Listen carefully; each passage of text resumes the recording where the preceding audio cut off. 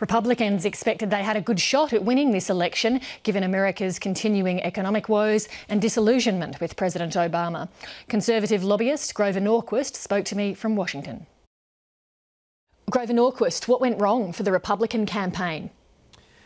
They needed to have raised more money earlier. They allowed Romney to be attacked and defined negatively from early on, from when Romney was the nominee, but before he was able to raise enough money to run in the general. I think that was a challenge.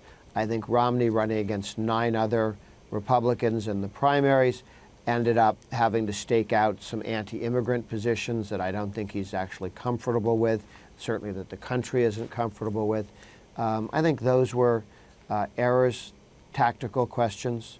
On the other hand, he almost beat a sitting president. Tough to do. But given the state of the economy, given the disappointment in President Obama's performance, this should have just been a walk-up for the Republicans, shouldn't it? What's gone wrong? Well, I thought that Romney or another Republican would do better against Obama. I think several things happened. Obama raised a great deal of money. Organized labor in the United States can raise and spend a lot of money that's not reported. So when you see all the official statistics about how much was spent, it doesn't include most of what organized labor unions are allowed to spend of dues money, because that doesn't show up as a contribution. It's just an expenditure. Organized labor has $8 billion in union dues.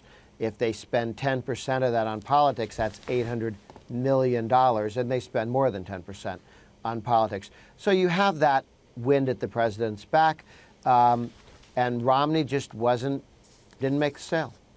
Was Romney the right candidate then for the Republican Party? Should they have gone with somebody else? Well, of the 10 folks running, I think Romney was the strongest of the candidates that officially ran.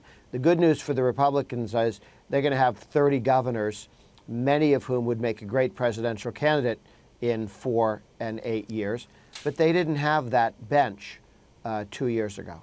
We've heard a lot about the Tea Party in recent years, the far-right wing of the Republican Party. Does this result today say anything about the Tea Party's future and its influence?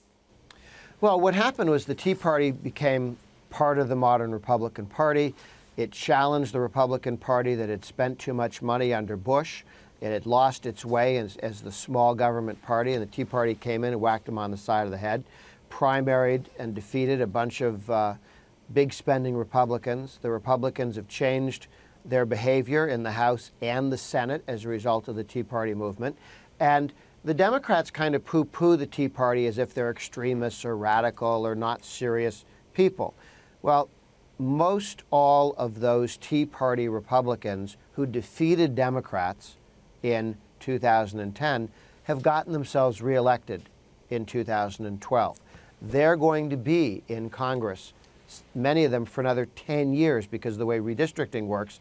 All of the congressmen elected today are going to be running in the same districts for the next 4 elections for the next 10 years.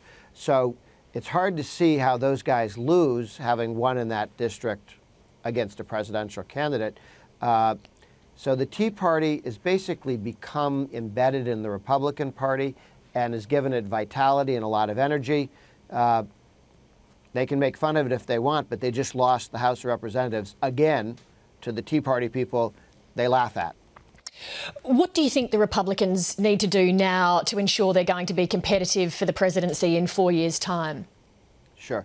The modern Republican Party needs to do a number of things. Keep focused on not raising taxes, keep focused on reining in spending, look to governors to run for the presidency, sitting governors, not senators or other people.